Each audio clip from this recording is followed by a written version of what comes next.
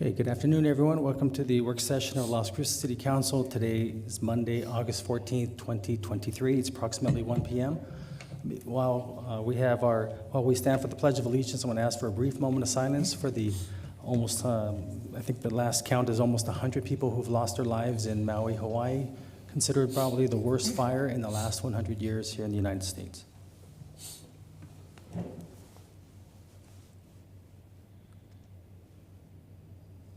Join me in the pledge, please. Pledge allegiance to the flag of the United States of America and to the republic for which it stands, one nation, under God, indivisible, with liberty and justice for all. Thank you. Okay, as we always start off our meetings with our pets of the week, and Amy DeFelix, I believe, is online. Amy, you're there? Hello, yes, can you hear me? Yes.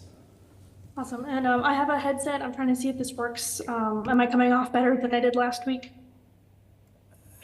We can hear you good. It just seems there's just like a tiny bit of an echo, and it kind of just makes the full understanding just a little bit more challenging. But the clarity and the video and audio is great. It's just seems like there's a little bit of an echo.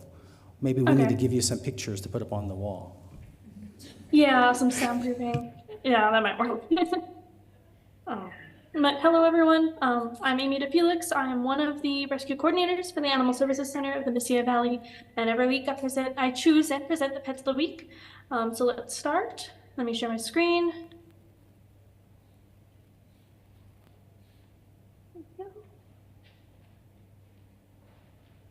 Awesome. And I'll turn off my video so it's easier to read some text. Alrighty. And so we'll start off with our cat of the week, as always. His name is Bernie. His number is 65214. And he says, "Not much is known about my life before landing at the ASCMV, but I do look like that I lived the tomcat life for most of it. I have big, pettable cheeks, but you can go ahead and pet and scratch me anywhere. I love it. I'm a little shy initially, but if you offer your hand to me slowly, I know you're safe and just here to give me some love. My golden heart deserves to be babied in a home." And then we also, of course, have our dog of the week. This week, his name is Baloo. His number is 53738. And he says, "When I first came to the ASCMV, I was just a little puppy. I left and came back several months later, and now I'm having my 1-year birthday here. I used to be very shy, but I've been getting a lot better thanks to the volunteers here. My birthday wish is to find my forever family who will continue to help me blossom into a confident dog full of love." And then as for our adoption events, of course, Clear the Shelters is still going on. It'll be going on until the end of August. Adoptions are only $25. That's every single adoption. We will have an offsite adoption event at the Pizza Hut off of North Main this Saturday from 10 a.m.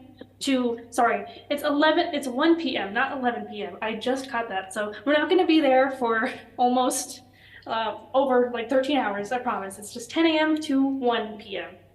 And now for the little presentation, I wanted to cover a little bit about various sorts of disease prevention. We're going to go ahead and start with heartworms. Just the basics, starting off, what is heartworms? It is a parasitic infection. They are live worms. They feed off of, and they basically live a parasitic life, kind of sapping, taking resources from its host in order for it to survive. And it's always a bad outcome for the host. It is prevalent in consistently warm climates.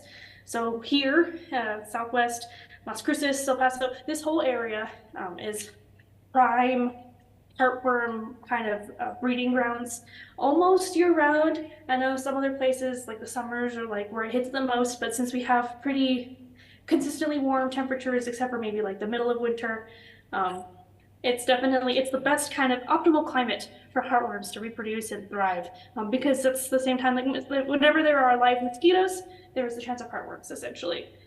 Because they're transmitted from mosquitoes carrying the larva from an infected dog or host. It could be dogs, coyotes, even cats can get heartworms. I have a dog that is caught up in my cable, or she pulled my cable out.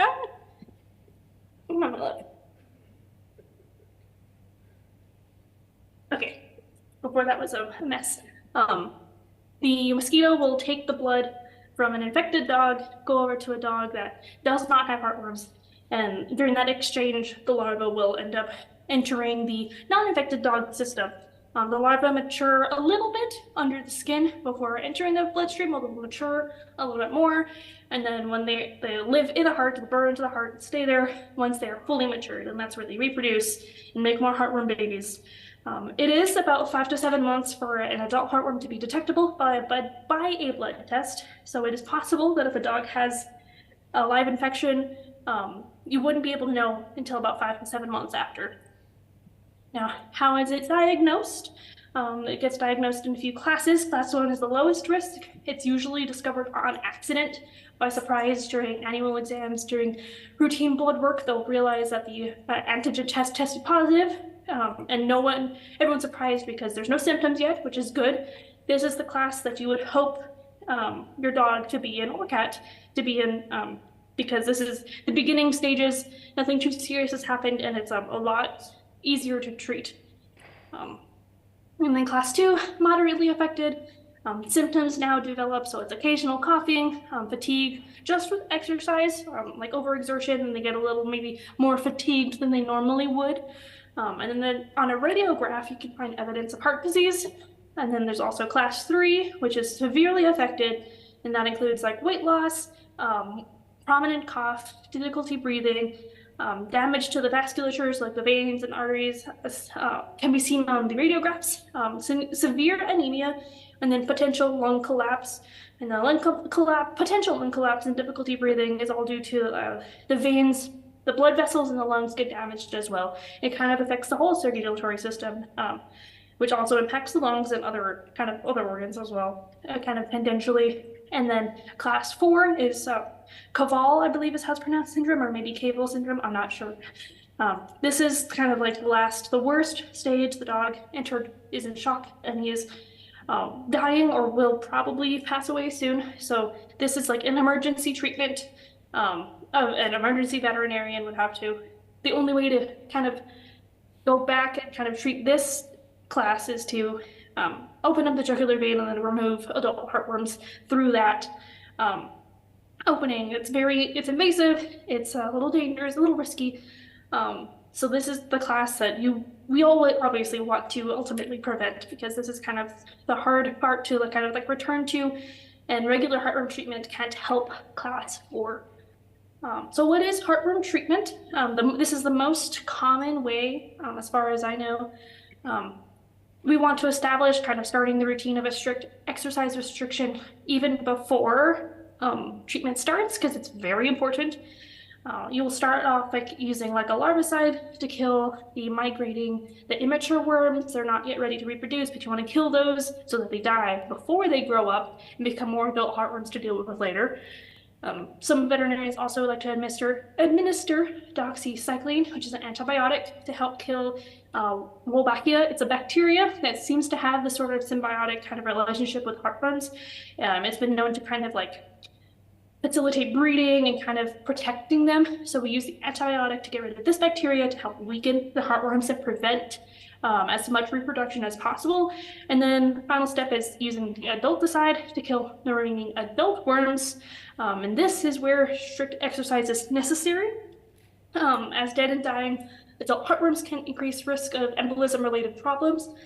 Dead and dying adult heartworms, even after they pass away, they still kind of remain in the bloodstream, and there's always like an embolism is inevitable. So strict exercise is imperative to make sure that it's not an embolism that causes any sort of heart problems, so like a heart attack or cardiac arrest or anything like that. So heartworm prevention, to kind of prevent all of this treatment from being necessary. It's a monthly dose usually of heartworm prevention. There's different brands that have different antiparasitics, like HeartGuard's ivermectin, Sentinel, Advantage, Revolution, whatever medicine your regular veterinarian likes to use. All of them work relatively the same. There's no kind of real pro or con to using one over the other. And the goal of heartworm prevention is to kill larval heartworms before they manage to mature and then get into the heart, and then this prevents reproduction completely. So this kind of prevents all of the stages to happen and doesn't let it progress, and it's a lot, kind of like nips it in the bud. So I'd like to remember definitely prevention. Prevention is cheaper than treatment, especially when it comes to heartworm cases. Excuse me. I'm not off the top of my head. I haven't had a dog in a while. Heartworm prevention is definitely significantly cheaper in comparison to heartworm treatment, which can cost hundreds up to maybe thousands of dollars and is very lengthy. Usually the adulticide is 3 different shots spaced between like 1 to 2 months apart. It takes a lot of time, it takes a lot of money. So definitely nip it in the bud, get your dog and even cat started on heartworm preventative. So we can just not have to deal with the treatment, and it helps everyone in the long run. Definitely it keeps your pet healthy, keeps your wallet nice and full, and everyone's a lot better off. So thank you. Okay, thank you, Amy. Okay, so next we're going to have our Jobs of the Week. Giselle Palomares from the New Mexico Workforce Connections, or Sarah Rainey. Sorry, Rainey. Yes, sir. Sorry. Good afternoon, everyone. Thank you for having me, Mayor. Let me share my screen. Okay.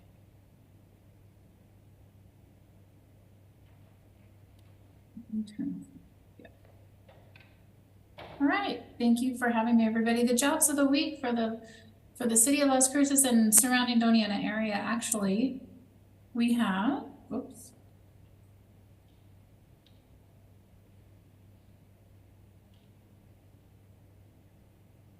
There we go. We have a parts and supply manager with the city of Las Cruces. That position is $53,000 to $76,000 depending on experience. That closes on September 4th. We have an imaging technician for the city of Las Cruces. That starts at $18.77 an hour. That position closes next Monday on the 21st. We have a security guard position at White Sands Missile Range. That ranges from $37,000 to $81,000. That's quite a bit difference there. It just depends on the experience and the position that it is assigned to. That one closes in December. We also have parts counter sales at Wagner Equipment Company, $18 an hour to $28 an hour. That one closes on September 2nd.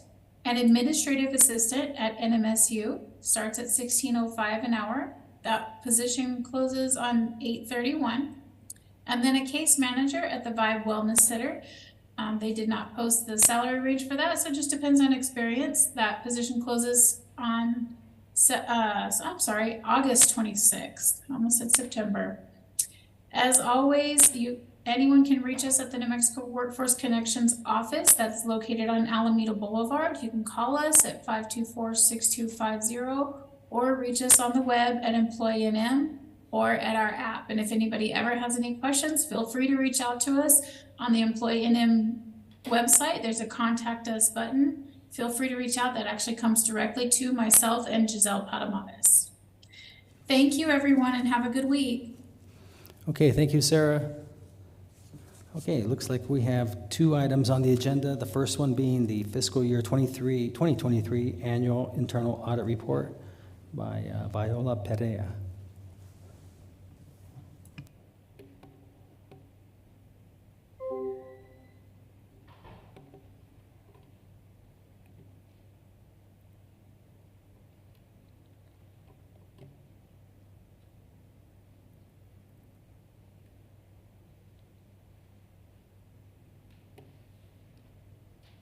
Here we go. Good afternoon, Mr. Mayor, councilors. My name is Viola Perea. I'm the city auditor, and today I'm here to present our annual report for fiscal year 23.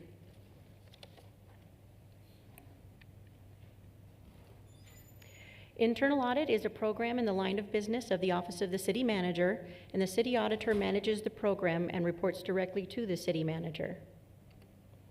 The mission of internal audit is to provide compliance and assurance services to City Council, the City Manager, and all organizational units of the city, so the public will be confident that city government is protecting valuable resources and operating ethically, effectively, efficiently, and transparently. Our accountability and government ordinance was created to further the mission of the city and align internal audit with best practices. Section 2-179 creates the City of Las Cruces Oversight Committee. And following this presentation, I'll be announcing our chairperson, who will also be giving a presentation today. Our Oversight Committee consists of 5 members. 3 members are residents of the city in their staggered 3-year terms.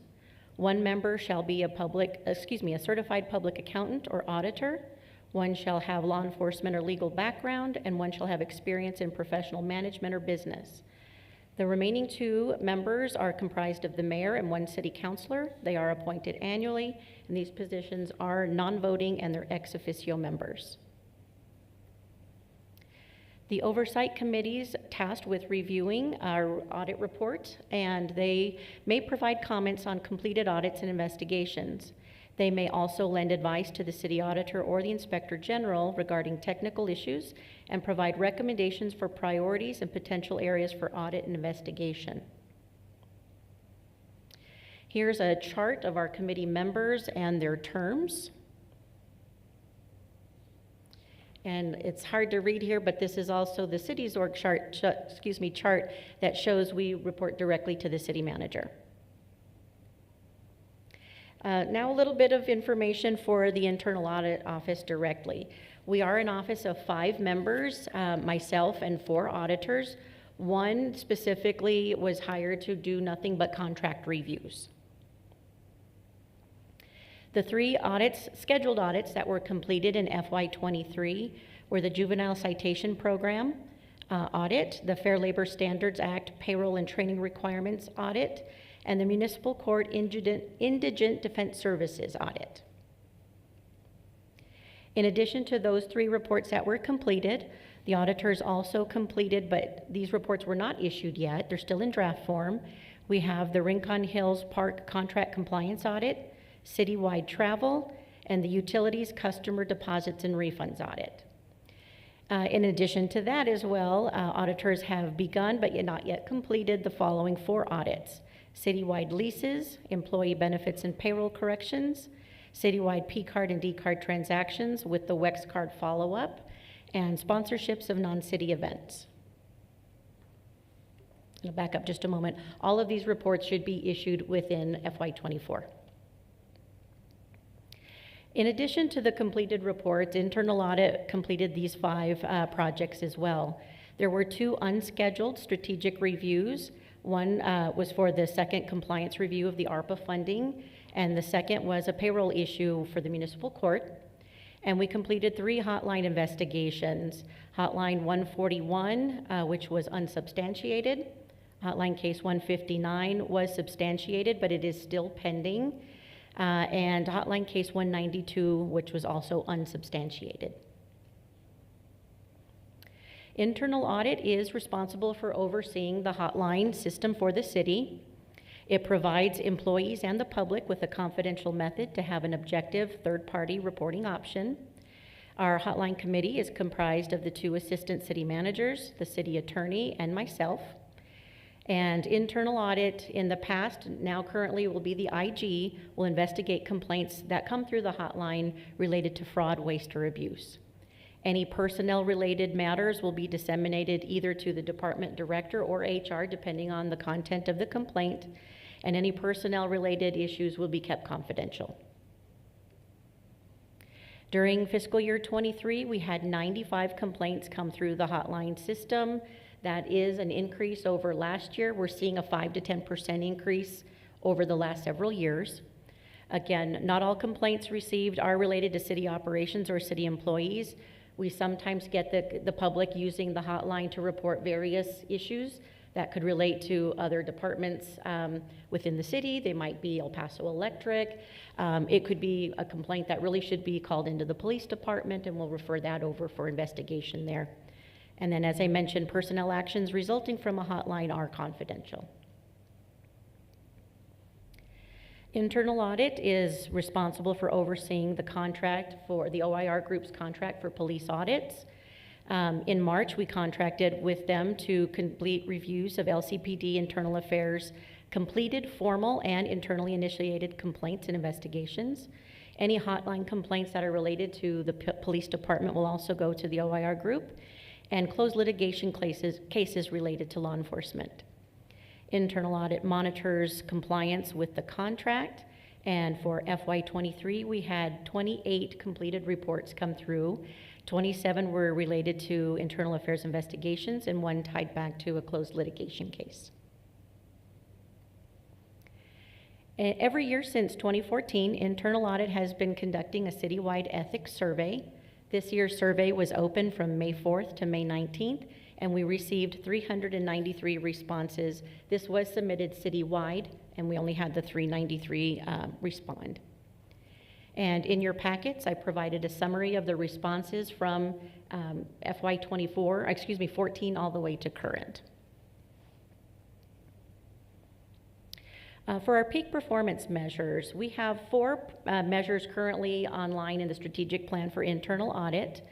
Our first measure is to complete 80% of our audit plan by the end of the fiscal year. I'm glad to report this year we did complete 88%. However, little caveat there, we didn't complete 80% of the scheduled plan. As I mentioned, we had some additional work that was done, 5 additional reports that uses audit resources that were originally scheduled for the audit plan. So when you substitute in those 5 additional reports, we reached 88% of our plan. The second measure, 50% of employees will successfully complete ethics training. This year in FY23, we did not meet this measure. We had 49% of employees complete the training, and that is comprised of both new employees coming in and completing training, ethics training during orientation, as well as the annual requirement. Our third measure, 75% of city employees surveyed will report that they agree or strongly agree that they work in an ethical climate.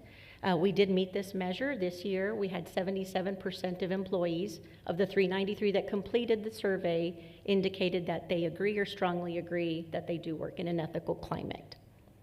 And lastly, internal audit will report audit recommendations provided to city departments in the agreed upon timeframes. Internal audit will provide recommendations whenever applicable for every project that we do, whether it's a scheduled audit, a strategic review, or an investigation. And this year, give me just a moment, please. For the projects that were completed, internal audit made 46 recommendations combined between all of the reports.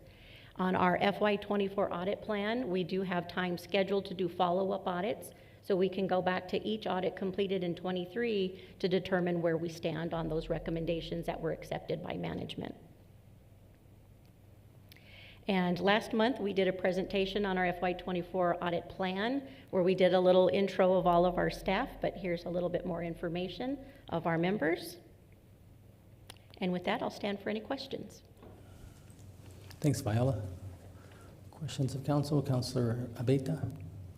Thank you, Mayor, and thank you, Viola. I did just want to say thank you for all the work that you've done when it comes to auditing, especially with the change in staff and everything. I think you've, and the additional work, right? And so I want to say thank you, and that I really feel that you've worked with everyone with little resources and worked as much as you can. So I really appreciate that. And I want to say I see that the increase of complaints are always a note to me that a system is working, that people are calling it, even if it is for things that don't necessarily belong there, but it means that they know that the number is out and they're using it.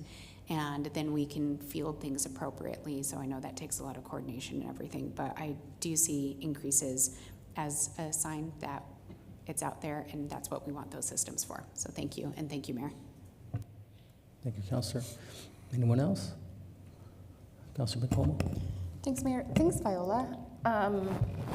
Yeah, I was actually going to ask you 2 questions. One was related to the increase, the 5 to 10%, why you thought that was the case, and I think that's a great explanation, Councilor Abeyta, and I wonder if, even if it's also just like familiarity, right, the advertisement, if you will, of the number. I'm curious your analysis on that.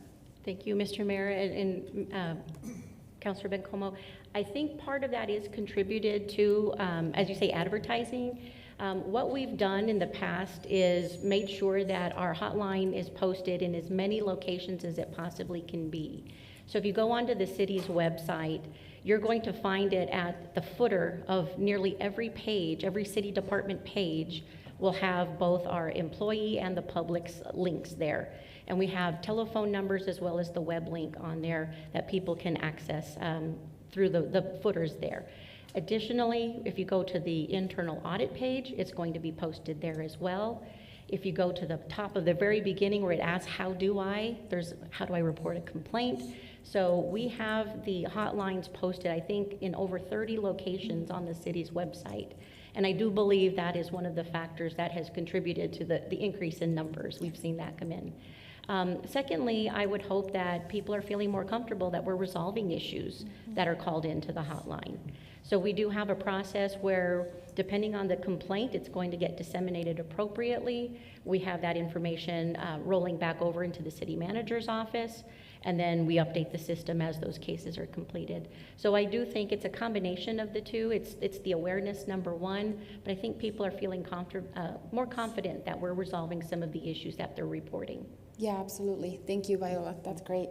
And then just one other thing that made me like raise a little flag is when you said there's some complaints that have come in that maybe belong with PD, like the 911 system. Are people calling the hotline instead of 911? That's so interesting. Yes, Mr. Mayor and Councilor Bencomo, that is correct, and we just received one today.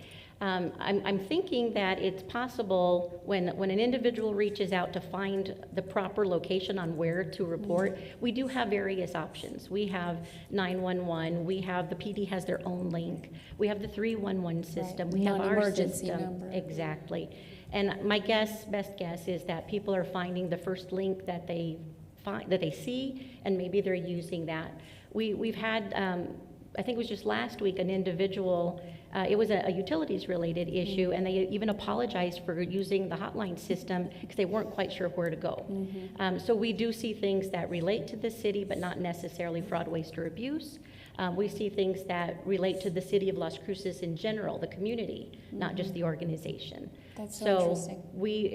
Through the hotline system, because the vast majority are anonymous, our only way to communicate is through the system. We're able to email, if you will, back and forth.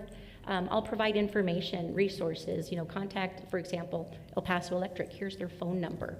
Or here's please call 911 if it's an emergency, otherwise here's the non-emergency number for the police department. Or if it's a utility related call for service, here's the JU dispatch email address. So I'll put that information in the hotline. So if they do log back in, they're able to get that information and they'll know for the next time and can share that information on where to disseminate those calls more appropriately. That's so interesting. Thanks, Viola. Ifo, maybe this could be a cool campaign for PIO, right? To like really put out there, here's all these numbers that exist, here's what you should call for what, right? And so that people are just more aware about the transparency that we're committed to, but that there's always a number someone can call for any particular thing. Thanks, Viola. Anybody else? Okay, thanks, Viola. Okay. Thank you, Mr. Mayor. Thank you, councilors. And it looks like you're going to be here for the next presentation. So did you want to go sit down and then come back up again? I'll wait. Okay. All right, so the next one will be the fiscal year 23 Oversight Committee presentation. Okay, and thank you again, Mr. Mayor and councilors. My name is Viola Perea. I'm the city auditor, and today I'm proud to announce introduce, I should say, our chairperson for the Oversight Committee, Mr. Jack Ekman. You look a little familiar. Where do I know you from? I was in the back row last week. Okay. I think you were might have heckling seen me us. then. You were a heckler.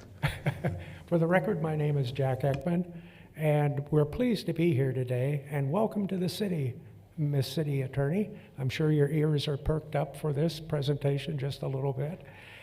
We have all Excuse me, three. Councilor, just before we begin, in fairness to our new city attorney, he used to be a city councilor before. He chose not to run again. That's why I acted like I didn't know him. And it works. We have the three voting members of the Oversight Committee that are going to make comments to the City Council today. You're going to hear first from Kieran Ryan, And then secondly, from Charles Tucker. Now, Charles has a very interesting presentation on the history of inspectors general from the Army, which is his background. And the idea of an inspector general was just as new to me back in 2018 as it was to everybody sitting on the dais that day. But we've now come to recognize what that can do for any organization. And then I'll be back to summarize what it might still need to be covered. And so at this time, I'll introduce Kieran Ryan.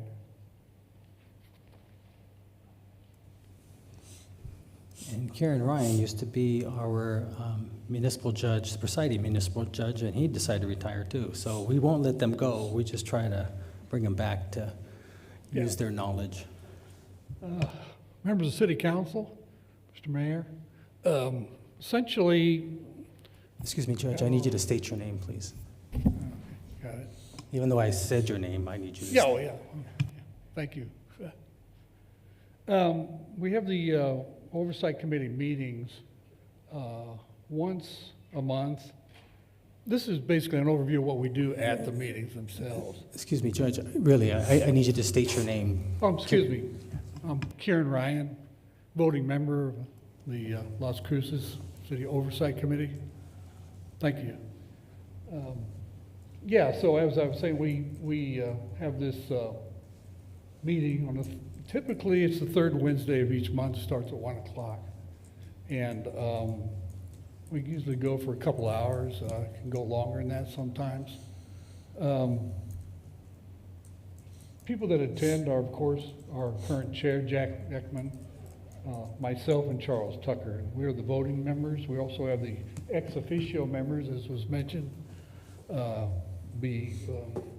Councilor Abeta, and of course the Mayor Miyagishima.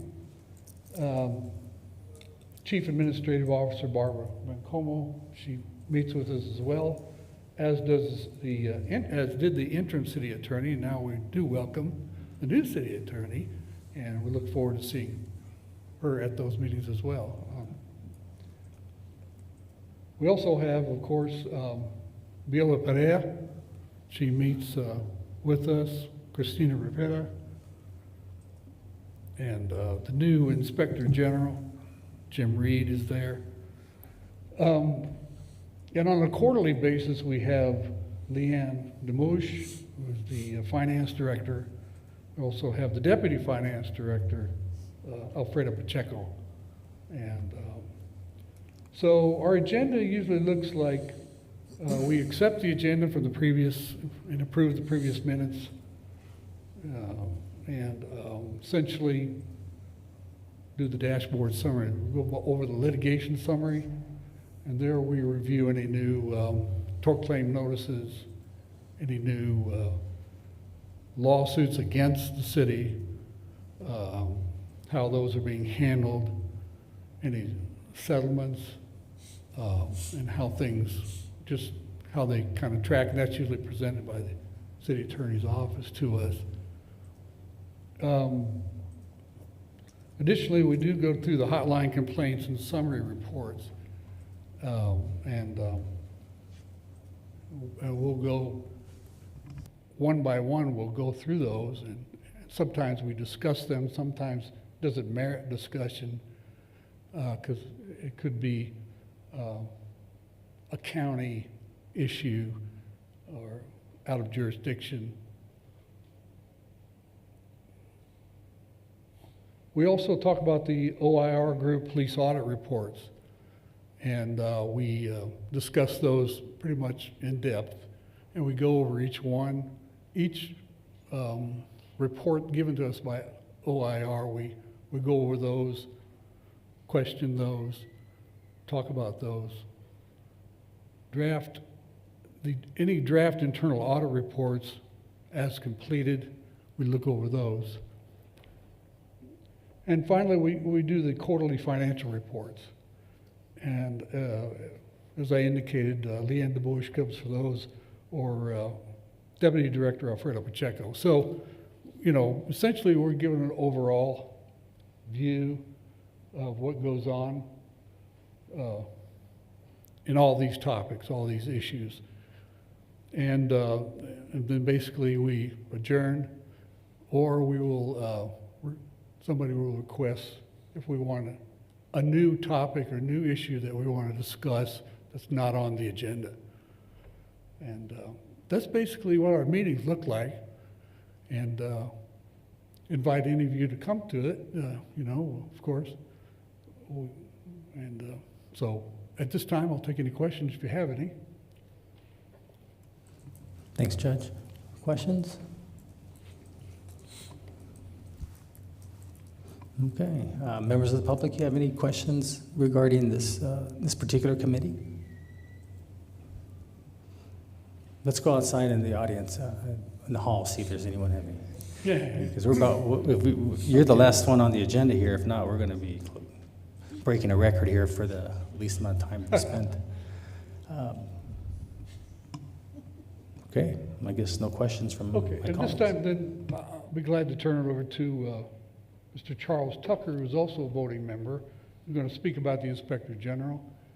And we're very happy to have the Inspector General, and he's a very highly recommended individual, and we're really happy about his credentials. And I don't think we could have gotten better credentials. He's a wonderful person.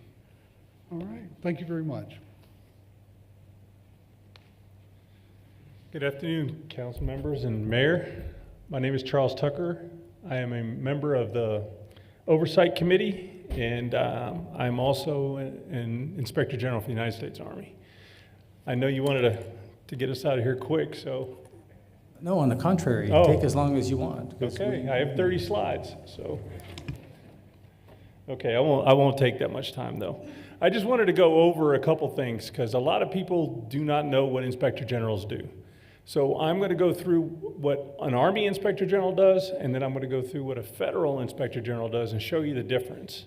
And then I'll also compare and contrast a little bit, and then we'll finish up. Now, there's some Easter eggs hidden in my presentations. So my first deployment, there's a picture in there of me on my first deployment. There's a picture of me in my last deployment in there, and there's a picture of me with my dad you'll see in there too. So I just had to throw those in there. So we'll go through some objectives real quick. Let me bring this up.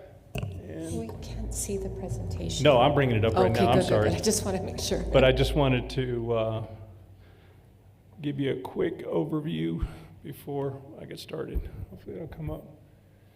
Okay, there we go. And, okay.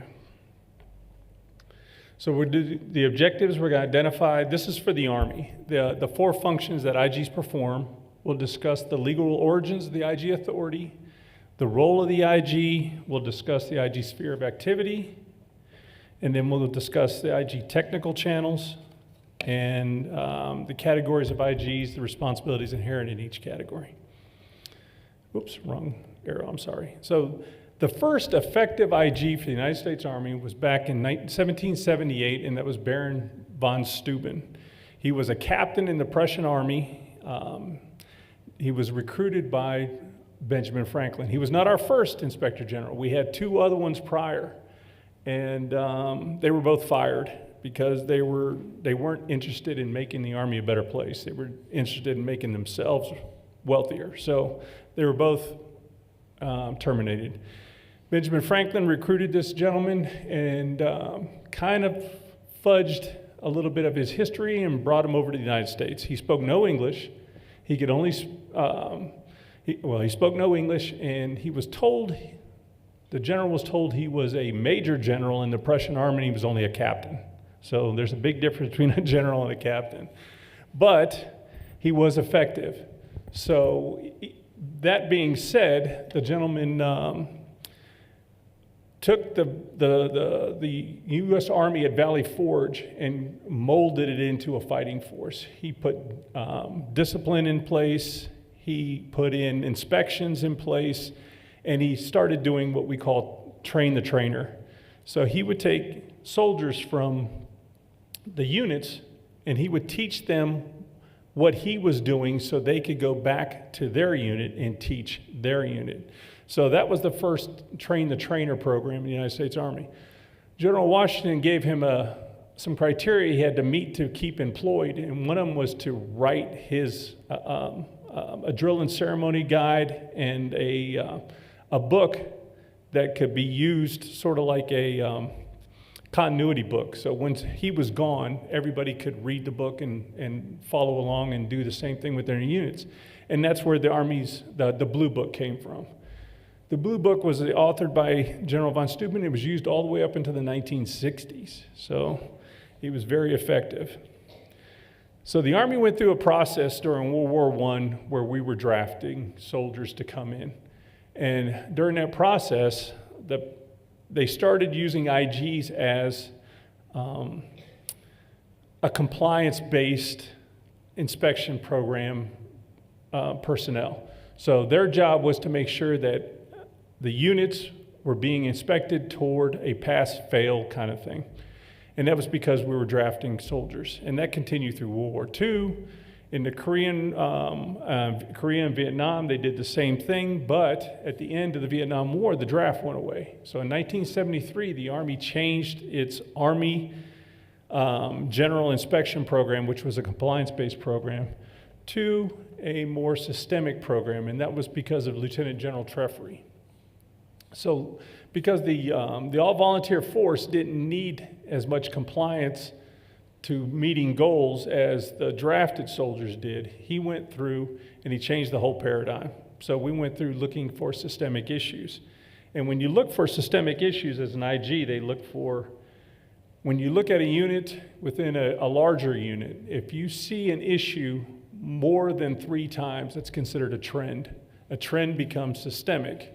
So we start looking at systemic issues that could affect the units at the unit level, and that's what the IGs do when we do inspections. So today's Army IG has 4 functions. We conduct teach and training, we do inspections, assistance, and investigations. Non-criminal investigations. We do not do criminal investigations. We have CID and military police investigators for that. So the IGs adapt the Army IG system to each commander. We work for a directing authority, and that directing authority is our commander. So we mold our systems to complement what the general officer wants done within his unit, since he's the overall one responsible for it.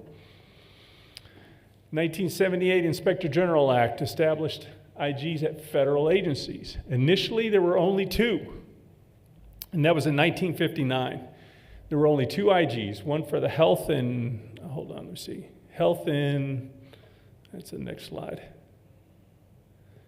Well, health and services, I believe, were in one other agency. There was only 2 IGs. And just like everything else in the federal government, we fall victim to mission creep. So 1978, they established, 20 more IGs than 32 IGs. And then now we've got 74 IGs. So just about every federal agency has a federal IG. And those are political appointees. They're appointed by the president and put in place through the Senate. They're, I forget what the term is called, but they're put in place by the Senate. So they are there to, they have dual reporting structure, both agency heads and Congress. So the IGs report to their agency head, which is a political appointee, and then they report to Congress. They're there for fraud, waste, and abuse, but they also, health and education, that was what it was. Health, education, and welfare, and Department of Energy. Those were the 2 first IGs in 1959. After that, now it's 74. To include SIGAR, which is the Special Inspector General for Afghan Reconstruction. I don't know when they're ever going to get rid of that place, but eventually I'm sure that'll go away. Maybe. But the central tenets of the IG Act conduct audits and investigations, recommend policies, promote efficiency, economy, effectiveness of agency programs, operations, as well as preventing and detecting fraud, waste, and abuse, and keep the affiliated entity head in Congress fully and currently informed of fraud and other serious problems. in such programs and operations, as well as progress in implementing related corrective actions. Okay, so appointed by the president, our federal IGs, confirmed by the Senate. They conduct audits, this is the difference, as well as inspections and investigations. They can conduct criminal investigations. Most IGs in the federal government are special agents. They're 1811s and they have arrest authority. Federal IGs are members of the CIGI, which is the Council of Inspector Generals for Integrity and Ethics. And federal IGs work for the head of their agency. Military IGs, which is what I am, were nominated by our commander and appointed by the Army's IG. For civilians, it's a lifetime appointment. For military, it's usually a 3-year for officers and 3-year for enlisted. Military IGs conduct inspections, investigations, and provide assistance. We cannot conduct criminal investigations, and we are not members of the CIGI. DOD IGs, which is the only military IG that is, are members of the CIGI, the Council for Inspector Generals of Integrity and Ethics, but each branch branch IGs, they're not.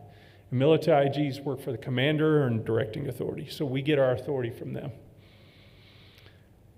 IGs must embrace and exemplify Army values, warrior ethos, and the Army Civilian Corps Creed. IG holds positions of public trust and uphold moral principles, and that's why we have to have the DAIG's screening process before we can be put into place. And then we require a broad experience, strong written and verbal communication skills, and impeccable ethics. IGs are held to a higher standard. When you ask an IG, they'll always tell you it depends when you get a question answered, because I can't give you a question right away because I have to double check it, because if I give you the wrong answer, then you're going to come back and tell me the IG told me that was the right answer, and then I lose credibility. So I'll always tell somebody it depends. We don't shoot from the hip. IGs are always above board, but discreet. But we're never off the record. So you won't see people hanging out in the IG office on any military installation, or most people won't come talk to an IG, because when they do, I'm on the record all the time. So if you tell me something that's an issue, even if it's on accident, I have to act on it. Moral courage is mandatory, so a lot of times you have to tell the general no, or no, it can't be done, or no, that's incorrect. A lot of people don't have that backbone, and integrity is essential. So the IG commander relationship represents the foundation of the Army IG system. The relationship is one of extraordinary trust and confidence. I extend the eyes and ears of the commander on the ground. When generals go places, people don't talk to them like normal people. They won't bring issues to generals, because a lot of times generals have a lot of stuff to go to. So what happens is when I'm on the ground, I find stuff. Plus, people don't tell generals bad news. I find stuff that's not supposed to happen, and then I'll come back and tell the general that actually what you saw was not correct. This is what's really going on. So we extend the eyes and ears of the general, and it's important that because of that I have to know what his priorities are, or her priorities. When General Bingham was here, she had different priorities than General Little does now. So when I worked for her, it was different when I went places. When I worked for General Little, it's different now. So IG command and their sections must remain exclusively under the commander's direct authority, without further delegation, to avoid possibility of perception of external influence. So that means that we can't work for a chief of staff or a deputy. We have to work only for that commander. All inspector generals extend the eyes, ear, voice, and conscience of the commanders. And we just look for the commander's goals, expectations, intent, standards, vision, operating methods, and personality. So, IGs have both formal and informal roles within the command. The formal role occurs when IGs perform the 4 IG functions. The informal role occurs by advising the commander and subordinate commanders on matters of affecting command's immediate readiness, often in real time. A lot of people don't understand this. I am not a commander. When they bring stuff to me, if they tell me that something is happening that's wrong, I'll look into it. But I have to give it back to the commander or whoever has the ability to punish that person. I'm not in charge of anybody or anything. and I like it that way. It keeps me from getting involved in stuff I don't need to be involved in. So when I refer it, then it'll get handled. People expect me to stop things, and that's not my job. I don't do that kind of things. I gather the evidence, and then I refer. But we work through and with the chain of command. So when somebody comes to talk to me, I'll always ask them, who have you talked to first? If you've already brought this to your supervisor or to your director, what have they done? If they haven't done something, then I can get involved. If they have done something, then we're going to let them use the process. So in the IG system, it must reinforce and bolster the chain of command at all times without undermining it, okay? Sphere of activity includes everything which the commander is responsible for, or the state. So every state in the United States has an IG. He's an active duty officer for the state of New Mexico, and he's up in Santa Fe, and he works for the state adjutant general. And he has federal authority here in the state. But something that happens on White Sands Missile Range is not his, he has no jurisdiction over, I do. So, or Yuma Proving Grounds or Dugway Proving Grounds. Those are all installations that I cover. So, again, we watch our lane. Tech channels guarantee the effectiveness, functioning, and value of the IG system. IGs may request. Now, tech channels just means that if there's an IG at William Beaumont at Fort Bliss and our clinic on White Sands has an issue, I can reach out to that IG that does medical stuff all the time and ask him questions, and he can help me because I'm not a medical person. I was an infantry guy in the Army. So I can put a tourniquet on you, but I can't take it off. So the medical guys can do that. So when it comes to medical issues, I have to reach out to somebody, or pay issues. Soldiers have problems with pay issues. I can reach out to the DFAS, the Department of Defense Finance and Accounting Service in Indianapolis, and they have an IG that I can talk to, and they can do audits and stuff of people's records to make sure that they're getting paid correctly. Oops, wrong way. Okay, IG's command policy. IGs are obligated to assist commanders and staff in developing effective policies, but we will not establish command policy. We point out conflicts in policy to ensure accuracy, but we will never overtly concur or non-concur. That's not our job. IGs have no directive authority outside the IG system and cannot inspect or investigate without the commander's approval. We have access to everything the commander has access to. So as our directing authority says, I want you to look at everything on the installation. If he has access to it, I can have access to it up to my level of security clearance, to include medical information, HIPAA, and everything else. IG operations, complaints expect confidentiality, safeguarding identities and the nature of the complaint or information provided. So the intent is to protect privacy, maintain confidence in the IG system, and minimize the risk of reprisal. IG duty is to protect confidentiality, but I can never guarantee it. So, and then of course we take an oath that's administered by our commander, and it's real similar to our oath of enlistment, but the commander signs our certificates. And there's me on my last deployment. So some little known facts. Always encourage complaints to use the chain of command first. That was Afghanistan, so. Refer allegations to subordinate commanders for action rather than conduct an IG investigation.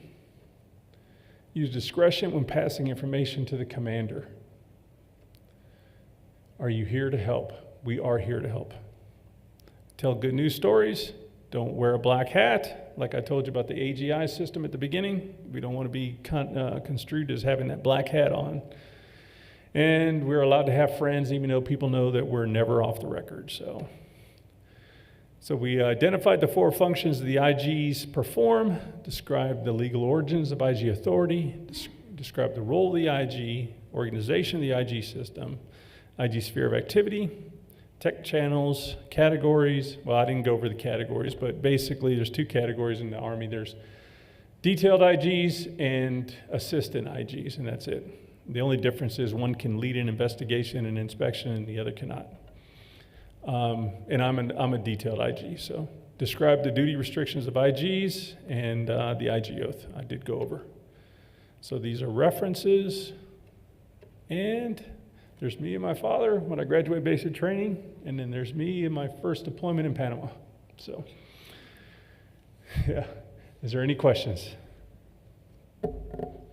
Panama was quite a long time ago. It was. I was 24 years old, a long time ago.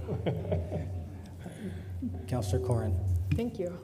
Thank you. That was super Yes, ma'am. informative. I'm going to ask you a little bit to extrapolate to Okay. our current sort of new IG position. And first, I'm wondering if you can talk a little bit about identifying pattern. You alluded to identifying patterns of things and sort of finding ways to intervene in situations where there's systemic issues. I'm curious, what kinds of data would you use? And then if you could speculate on what kinds of data might come from within the city's sort of space to be used for that kind of process. Okay. And then I guess that would be my first question. So. Okay. So I did this on purpose because I wanted to show you that there are two different types of IGs right now. Now, even the military IGs are all just a little bit different. They're not all the same. So I think what has to happen here for the city is we need to figure out what kind of IG we want. Do you want somebody that has, criminal investigation authority that can go out and do all this? Or do you want somebody that's here to, more like a military IG that works with the commander under the commander's authority, that extends the eyes and ears, that, I don't know. I just know that we need to, as an oversight committee, we need to know what kind of IG we're dealing with so that we can provide proper oversight for that. So right now, and I think that's a big question. When we go out and I extrapolate information, I'll do an inspection. I told you I was an infantryman in the Army. I did infantry stuff. I don't know anything other than, say, the commander says, I want my supply system inspected this year. I want to take a look at hand receipt holders and accountability of equipment in my unit. How are we doing on that? So what I have to do, I have to use my experience, which I've had hand receipts before, but I have to learn how the system works. So my job is to go out and reach out to SMEs, bring them in and ask them, one, to make me smarter, or two, supplement me on my inspection. Go with me. Because I may not be able to look at a system and have access to the system or know how to manipulate a system like somebody who does it every single day. So I bring them with me. I have those resources I can reach out and grab. And I'm smart enough to know that if I go in there and I try to talk to somebody who does this every single day and inspect them, they're going to buffalo me.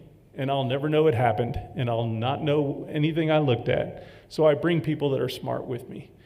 And then we start looking, we go from one unit to another unit, and then we'll start saying, are we seeing commonalities? Are there issues? Is it issues with parts coming in, parts going out, doing turn-ins? Do we have too much equipment and we're not turning it in because the process is too slow? Are we wasting money on buying equipment that these people over this other installation have and are not using that we could have sent to us? So we look for those kind of things, and then you start seeing patterns. As you write down those notes and you start comparing notes with the other inspectors, you'll start seeing patterns, and that's where we find the systemic issues. Okay, so we have a problem turning in equipment at Yuma. We have a problem turning in equipment at Fort Liberty now. We have a problem at Fort Cavazos turning in equipment. We have a problem at the Cold Regions Test Center up in Alaska turning in equipment. Well, that's 4 places. So that's a systemic issue. That's something that we need to address, but we need to dig a little deeper later to figure out why we have those problems, because everything might be a little bit different. But again, it's a systemic issue. That's something that we need to address to our commander. So that's how we do that. Thank you. That's super helpful. And it's also helpful for you to orient us toward that question of how we want this to happen. I really appreciate that. And so I'm going to give an example, and maybe you can, and this is me thinking about how those data, how different data points might be there. We got the ethics survey from our auditors, which is super interesting. Fewer people filled it in, but it does seem like one of the places where, there are a few places where there's maybe something to think about, and one of the places is sort of fear of retaliation, right? Mhm. That is something that's alluded to, and I'm gonna use this as an example. I'm not saying that this is necessarily. We deal with that too. So something like that, what role would an inspector general have in identifying that, or addressing it, or thinking about that from a sort of institutional perspective? Okay. Luckily for us, and it doesn't always work, but we do have the Whistleblower Protection Act. So if somebody comes to me and they make a complaint against, or they go to their chain of command, they make a complaint to their commander, they make a complaint to an IG, they make a complaint to a member of Congress, that's considered a protected communications. Later on, they'll come back and say, I just got retaliated. I missed a promotion, or I got a middle of the road annual appraisal. And I think it's because I came and talked to you. So now I have to go back and I look at when the protected communication was made. When did they come see me? When did the supervisor do his action or her action? Okay? Can I prove that there was knowledge of the protected communication by that supervisor? And this all falls on me now. So I have to go back through and I have to, for whistleblower retaliation to be a thing, you have to prove the protected communication, the timeline of when it happened, was there knowledge of the protected communication, and can we say for sure that that action happened solely because they came to the IG? It wasn't because this person came to the IG and now all of a sudden they don't want to come to work. So that's why you've got a middle of the road rating. It wasn't, but if they did nothing other than that, then we can come back and say, yeah, that's a problem. Now we can substantiate a whistleblower retaliation against this person, and they could actually lose their job for doing that. So that's what keeps them protected. Plus, again, with the confidentiality, we always deem to protect confidentiality. So if you come see me and you tell me I want to remain anonymous, that's fine. I know who you are, but that doesn't mean I have to give up your name. I will always strive to maintain anonymity for those people. But if you come to me and you say I have a pay problem, but I want to remain anonymous, I can't do that. Because I can't get into your pay records if I can't use your name and social security number. So there's certain things that you can't remain anonymous for, but in most cases, I don't need to give your name to everybody. And I'll only use your name to help you correct the issue that you bring to me. I won't use it for anything else. Thank you. So I hope That helps. Okay. That does help, although it does make me feel like figuring out how it works with audits and understanding how those might best complement each other is something I'm sure we can be figured out. And sure I appreciate you sharing the question. Thanks. Thank you. Mayor Pro Tem. Thank you. Thank you. Thank you so much for your presentation. I appreciate it and understanding the different types of IGs. It would be helpful if the oversight would have the conversation about what would fit best for us and then make a recommendation. I know that we, as a council member who experienced the issues that we had years ago and with the McCord report, it was a recommendation, a strong recommendation that we hire an IG and do all the things that we've done thus far with the oversight committee and having the accountability policies and such enhanced and strengthened, if you will. So I'm thinking about in that scenario, because we were briefed on it I guess I'm looking at Councillor Ekman down on the audience because he was a part of council then. But we'd have some updates and a lot of the investigating, if you will, and capturing of information and putting everything together was done internally. And then there was a point in time, I think, that the discussion was had about hiring a forensic accountant, right? And maybe that might still happen, but I would think that the IG then, if he or she and he had the criminal investigative sort of expertise, that then he would be able to do that in concert with the accountant, or is that sort of separate and apart? I'm just trying to figure out how this IG would fall. And I don't know, Ifo, if you've had the conversations or thought about it. I know this is something that's been being discussed, but I'm trying to understand how we would insert the IG at this point.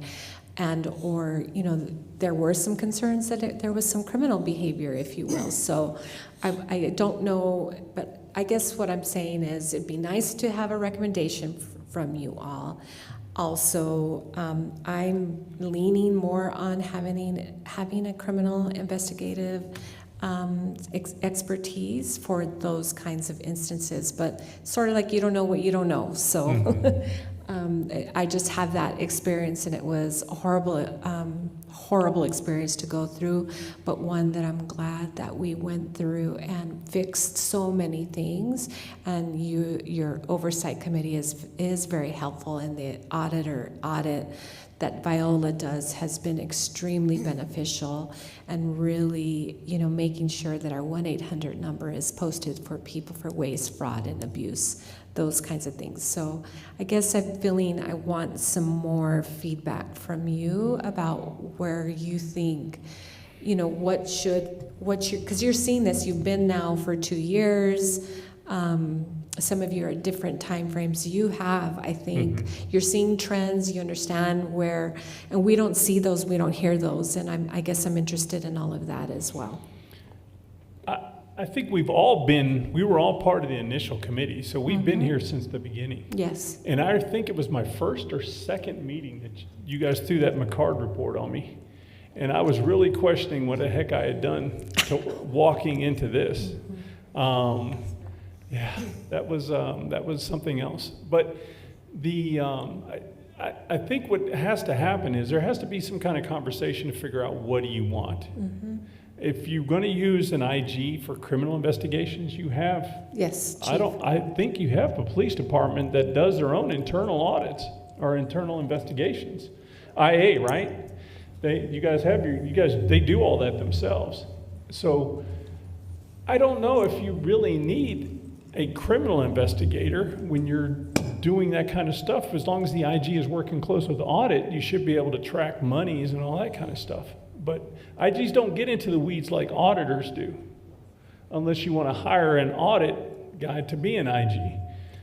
So you just got to try to figure out what is the goal you want. Do you want somebody like what I do for my commander? So my commander gives me his authority, and then I do those 4 functions. I provide assistance, I do non-criminal investigations, I do inspections of issues and systems that he wants me to look at, and then I provide assistance, which would be the hotline cases, where, you know, people would call in or come see me, sit in my office, tell me there's a problem in the city with people misusing government vehicles, and then I go out and I find it, and then I refer it to whoever can fix that problem, whether it's a director or, if need be, it'll go to the city manager.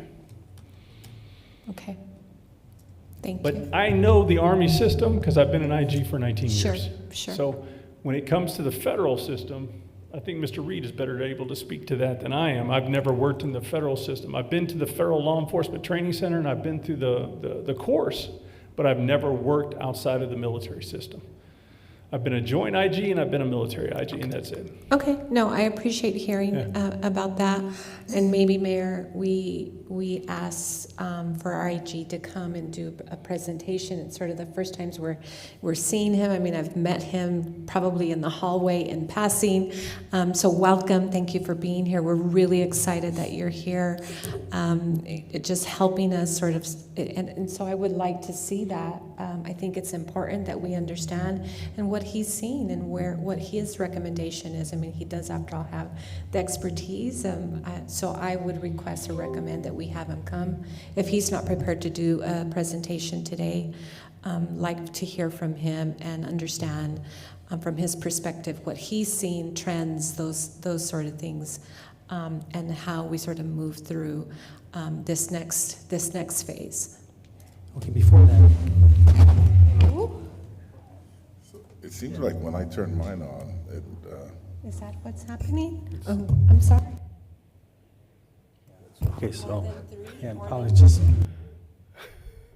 leave yours off until, okay, so before that, we'll just have Ifo say a few words and then he can, Ifo, you had something you wanted to talk about? Thank you, Mayor, Council. I think we're good.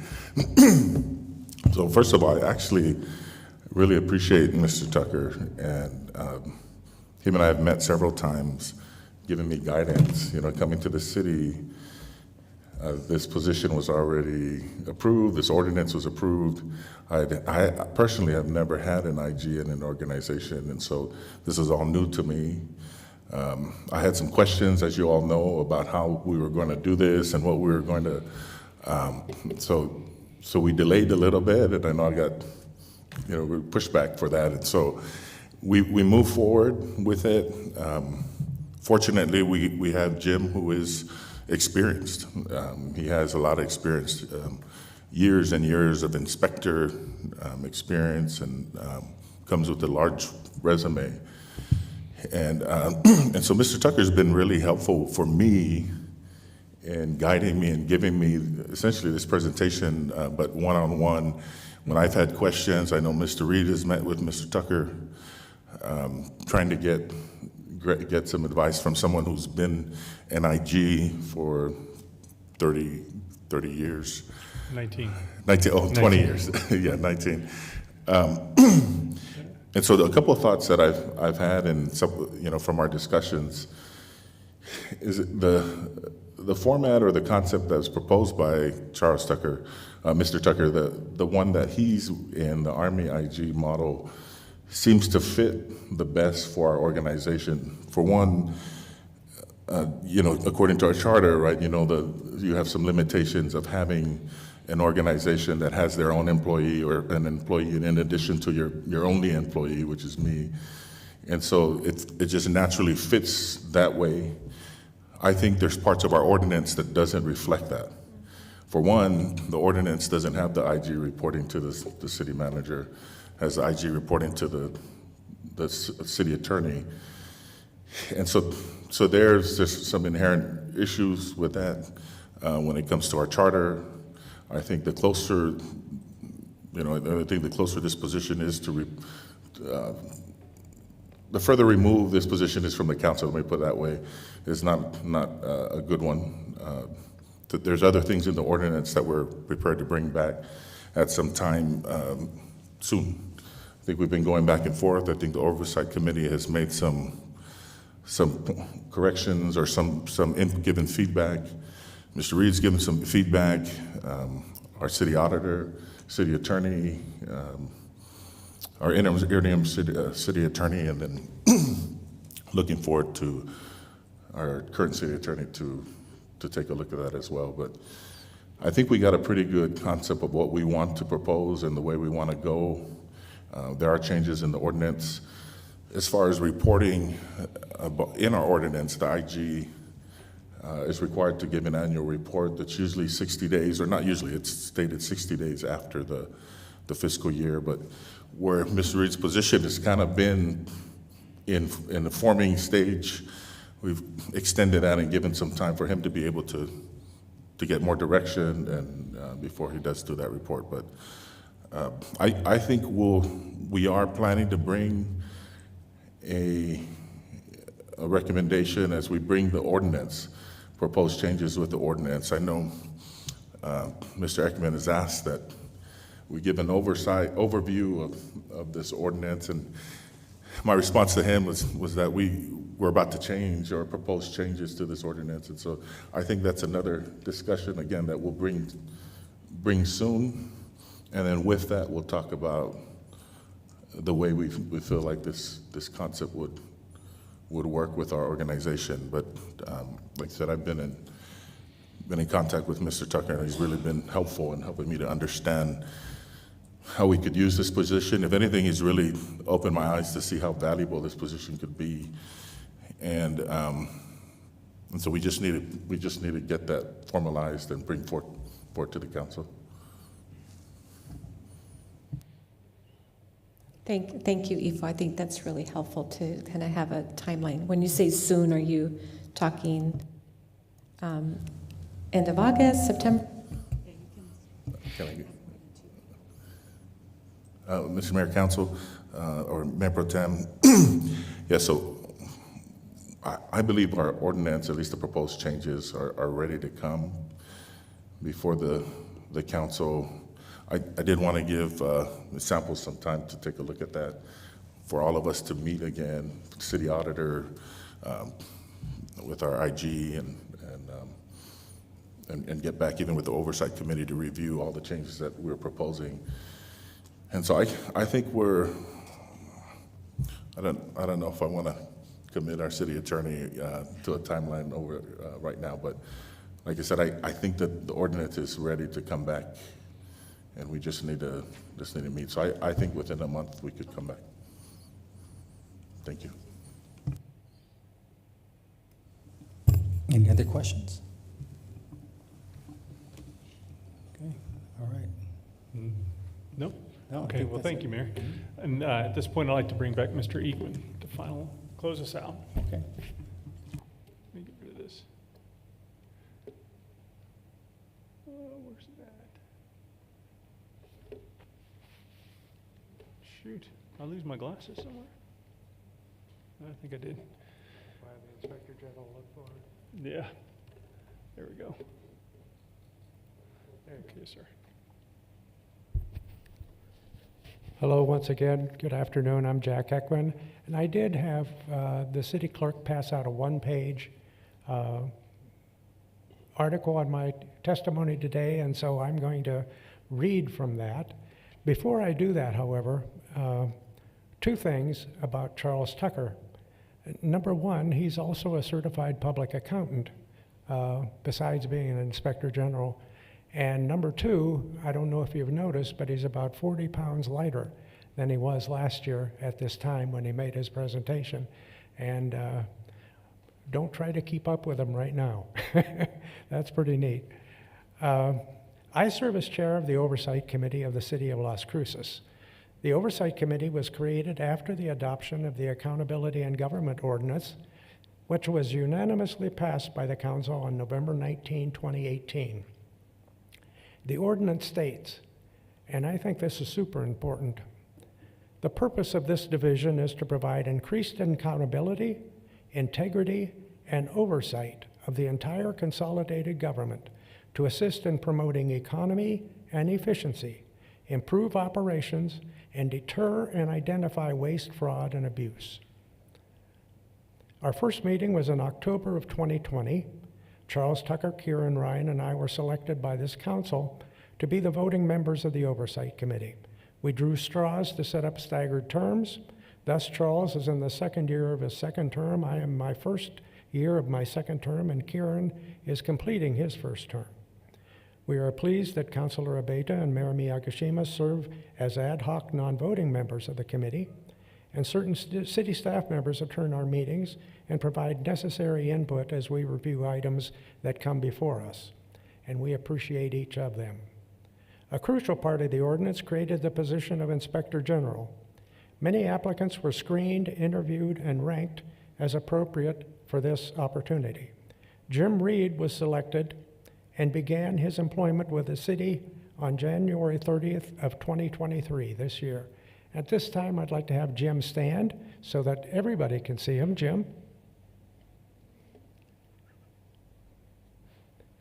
Jim retired from the Drug Enforcement Administration after 25 years of service.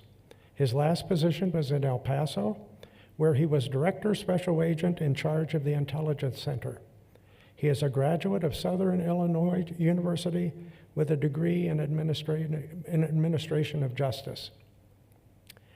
During the 2022-2023 fiscal year, the Oversight Committee recommended certain improvements to the OIR group reports that came before the committee. Let me say right away that my wife reviewed this before I came here, and I had this chock full of acronyms. This city runs on acronyms. I'm sure you've figured that out by now, almost as many as hospitals do.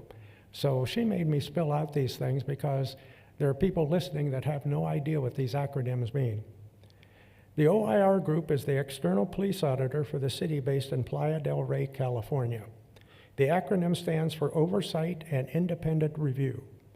We are pleased to note that our recommendation was met with support from the city manager, the Las Cruces Police Department, and the OIR Group themselves. We especially commend the Las Cruces Police Department for their responsiveness and follow-through on those recommendations. The improvements have been marked. I'm going off page here, Interim Chief Story. We really appreciate the improvements made, and thank you, City Manager, for passing those on. Audits are reviewed by the Oversight Committee after completion. We make comments as we see necessary on those audits. Once completed, our comments can be viewed on the city's transparency page on the City of Las Cruces website. We are most pleased with the leadership of the city auditor in recruiting and retaining qualified auditors sufficient to meet the needs of the city. Their work is very professional and crucial to building a better organization. Thank you for your time and attention today. And before I get to other questions, Councilor Coran, your question to the IG was most pertinent. How can we look for systemic issues that occur in the city? We have tried to establish a dashboard of information that will kind of give us an indication of what might be in flux within the city. We look at those hotline reports, which, by the way, have been a tremendous help to the citizens that I didn't realize before. We have non-residents of the city using the hotline to find out information on other government agencies that have been followed up on, and those agencies then are contacted and told about this question, and they can fix that. But we look through the litigation summaries. We're searching for more ways to see where systemic issues might be spotted before they get too large. And we've had some success with what we've had so far, but if there are any more ideas on what information is readily accessible and might be helpful, we're open to that. And outside of that, Mr. Mayor, thank you. Are there any questions for me? No, Jack. I'm trying not to talk too much so I don't hurt your ears. I don't know what's going on with this microphone, but any other comments from council? Councilor Beta. Yes, thank you, Mayor. And thank you, everyone, for serving on the Oversight Board. I have to say that the expertise that is brought on by these members has been very insightful and helpful. Some of the ways that I think it's been most impactful is when there has been suggestions to look at root cause issues and make those types of recommendations. So thank you very much for your service. Thank you, Mayor. Okay, anybody else? Members of the public? Okay. Is it a little early? Should I sing some songs or something? Well, if you'd like. No. What do you know? No, I think it's just wonderful. You might be able to get out of here before 5. Thank you. Okay. We might have to give a little bit of our refund of our salary back. All right, thank you very much, Councilor. We appreciate all of you and everyone's work on this committee. It's been very rewarding, and I know it's essential for the public to know that well, I just want to say, I know there was one instance where they thought that if they called into the hotline that it was caller ID, and there's just none. It's totally anonymous, so that's good. All right, well, if there's nothing further, entertain a motion to adjourn. So moved. Second. Motion made by Councilor Beta, second by Councilor Bencomo. We adjourn. Christine? This is on the motion to adjourn the work session. Councilor Beta? Yes. Councilor Graham? Yes. Councilor Bencomo? Yes. Councilor Coran? Yes. Councilor Flores is absent. Councilor Gandara? Yes. And Mayor? Yes. So, was there something funny about adjourning? Okay. I was telling our city attorney that this is the person you want if you're a comedian in the room. So. Okay, so we are adjourned. It's 2:24 p.m. Thank you.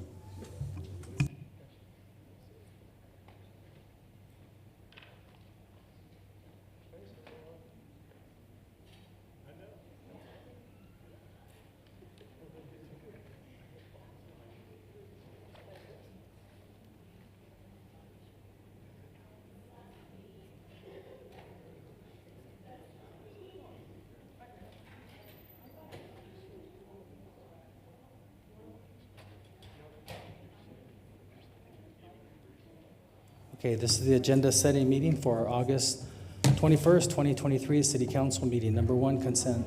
1 consent, 2, consent. 2 consent, 3, non-consent. 3 non-consent, 4, non-consent. 4 non-consent, 5, non-consent. 5 non-consent, 6, non-consent.